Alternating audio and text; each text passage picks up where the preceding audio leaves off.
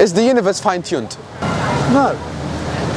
From galaxies and stars, down to atoms and subatomic particles, the very structure of our universe is determined by these numbers. These are the fundamental constants and quantities of the universe. Scientists have come to the shocking realization that each of these numbers has been carefully dialed to an astonishingly precise value, a value that falls within an exceedingly narrow, life-permitting range. If any one of these numbers were altered by even a hair's breadth, no physical, interactive life of any kind could exist anywhere. There'd be no stars, no life, no planets, no chemistry. Consider gravity, for example. The force of gravity is determined by the gravitational constant. If this constant varied by just 1 in 10 to the 60th parts, none of us would exist. To understand how exceedingly narrow this life-permitting range is, imagine a dial divided into 10 to the 60th increments. To get a handle on how many tiny points on the dial this is, compare it to the number of cells in your body, or the number of seconds that have ticked by since time began.